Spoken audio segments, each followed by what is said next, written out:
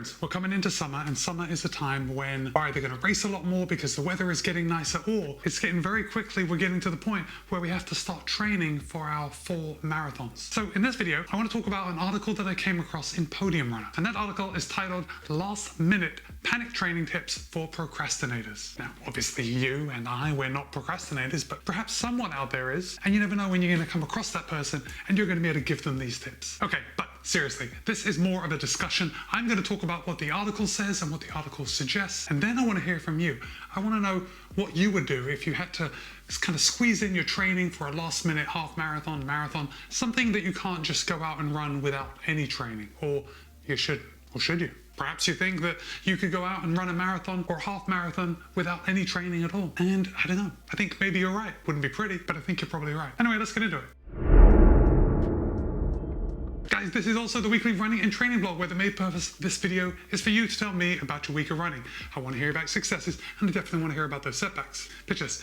You've got excited about running and you've gone ahead and you've signed up for a half marathon or a marathon, right? You are super excited and you just can't wait. You've been online, you've been looking at all this running content that people are putting out, and it's really got you in the mood, and you just want to run your first marathon. Maybe not even your first, but perhaps you haven't run a half marathon or a marathon in a while and you want to run your next one. So you sign up for one and you're all gung-ho. Then a couple of months passes and you haven't really given it much thought, and you realize that your race, your half marathon, your marathon, is quickly approaching, and you don't have those 20 weeks or even 16 weeks to train appropriately for the race. Well, look, it's not ideal. I think we can all admit that it's not ideal. Obviously, training for an appropriate training block and putting in the right kind of training is going to allow you to reach your potential. It's going to give you the best chances of running the race that you want. But the first thing you have to do if you haven't been training is to actually start running, right? That's kind of a no-brainer. If you haven't been running and you have a marathon coming up, probably time to start running. And if your race is quickly approaching, there's no time like the present. So there's a couple things that you have to think of when you start running. If you've got this race coming up and you need to do like a patch job, and that is, you want to be efficient with your time, you want to be consistent with your training, and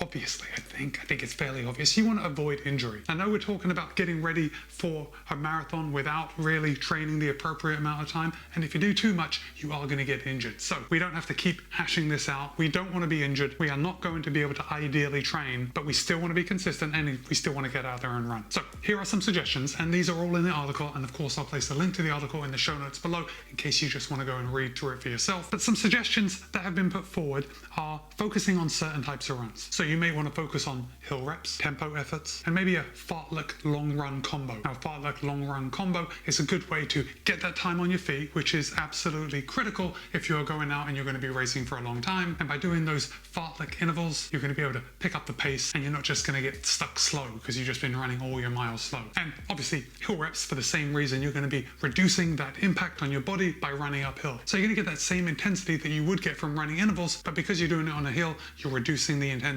Hopefully it's going to keep you from being injured. Okay, now this all sounds like a lot. We're talking about hill workouts, tempo workouts, and then we're talking about going out for a long run and doing a fartlek workout kind of in there. Seems like a lot of intensity. If you have a history of injury, or you're just worried about getting injured, you could always do some cross training as well. So the elliptical is a good way to mimic that running activity. You could always get in the pool, do some pool running, or even you could build your cardiovascular fitness by getting on the bike. Obviously, the bike doesn't translate too well to running, but it is going to get you fit. And if you've really been procrastinating and you haven't been doing anything to build your fitness, that is always an option. Here's the thing, here's the recommendation for distance if you are trying to squeeze in your training into a very short window because you've been procrastinating. The article states that if you're running a half marathon, you should probably run at least a long run of 8 miles. And if you're running a marathon, you should run a long run of at least 22 miles. Guys, I don't know. I'd love to hear what you think. How far do you think you should run in a long run if you are just squeezing in your training into, like, let's say 2 months? Do you think you can safely get up to that 22-mile long run? I don't know. And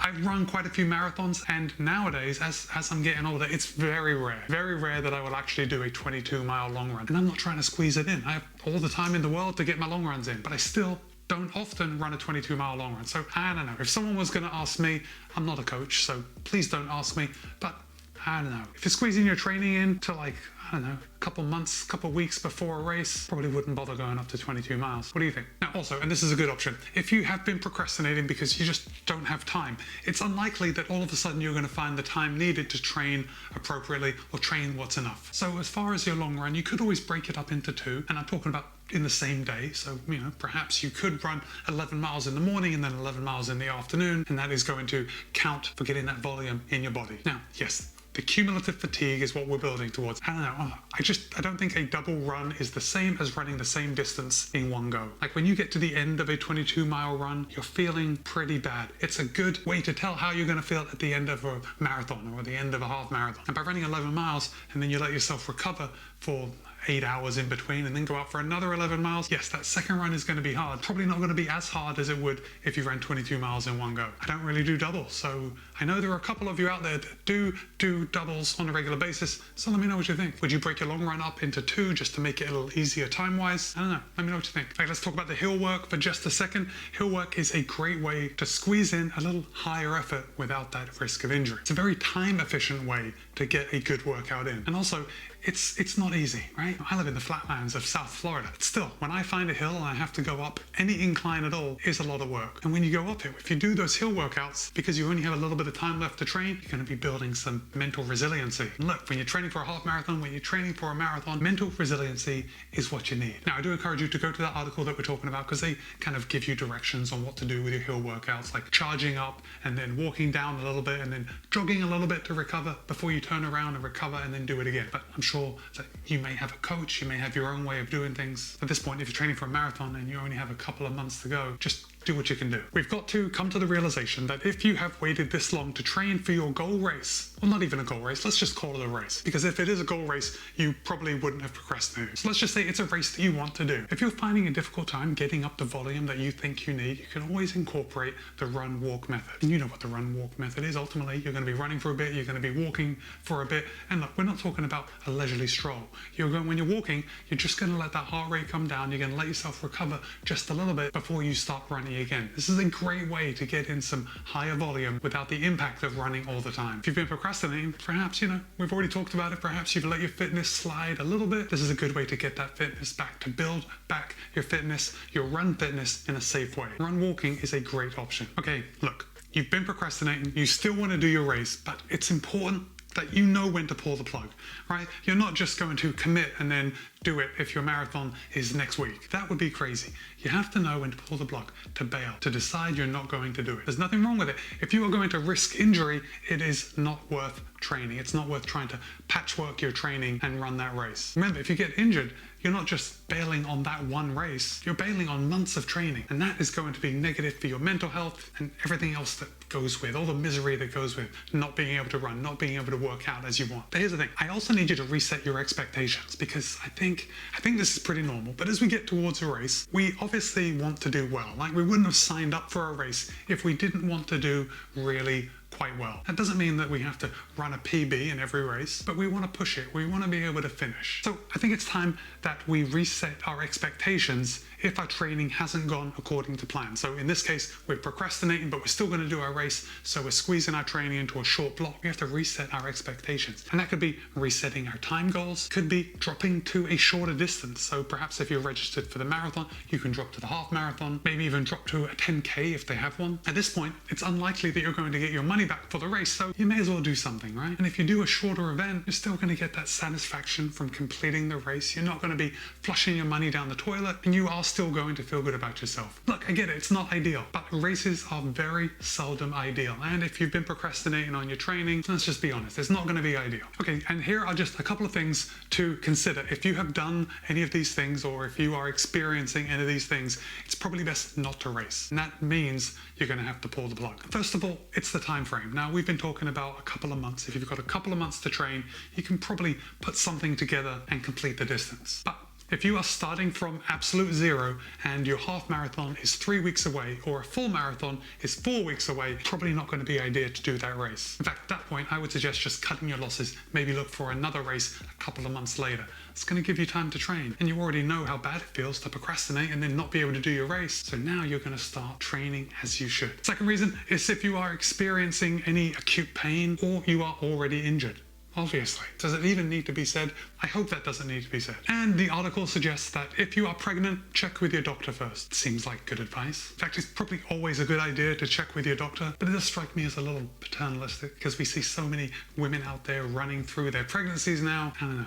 it's probably best to check with your doctor. But I'm only saying that because the article says to say that. You know you. Do the right thing. Guess that's what everything in life comes down to. Just do the right thing. Anyway, had a pretty good week of running. Started off on Monday with 10.2 miles, just super easy going out there and just getting my legs turning over, because Tuesday was my first workout day of the week and I knocked out 10 miles total. Started off with 3.25 miles just to warm up, and then I knocked out 6 800s with 400 meters recovery in between. And then after those 800s were done, I cooled down for another 2.25 miles. Wednesday was my day off last week, and then Thursday was my second workout day of the week. I knocked out 8.1 miles total. Warmed up for 2 miles, did 5 miles at a tempo pace, and I cooled down for 1.1 miles. Friday was an easy run, though I did go over and I ran on some trails, knocked out 11 miles total. All in all, it was a very easy pace. Saturday I did some more trail running and I went over to the celery fields, which ultimately is like a big bird sanctuary, but they have a big mound that they've built. It's a man-made hill, so it's a great place for getting some elevation gain and basically just running on trails. So I went there and I didn't check the Strava club of my local running group, and I got there about 6:15, and it turns out that the group were meeting there. So luckily, after a few miles, I got to meet up with them and I got to run with them around celery fields,